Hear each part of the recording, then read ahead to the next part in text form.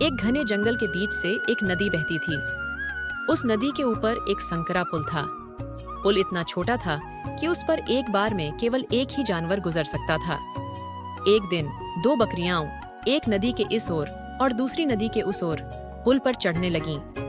दोनों बीच में आकर मिल गईं। दोनों जिद्दी थीं और कोई भी पीछे हटने को तैयार नहीं थी। पहली बकरी बोली, मैं पहले आई हूँ, मुझे जाने दो।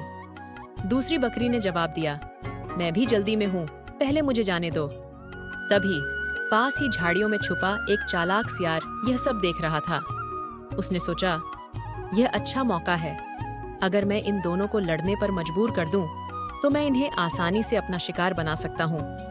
सियार ने चालाकी से कहा, तुम दोनों झगड़ा मत करो।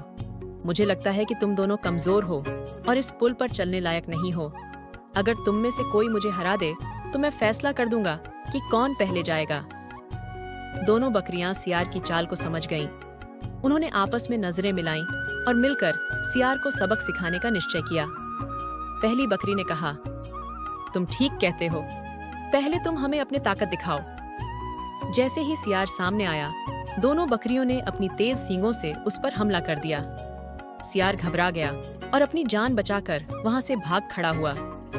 बकरियों ने एक दूसरे की तारीफ की और समझदारी से काम लेते हुए बारी बारी से पुल पार कर लिया। एकता में बल है।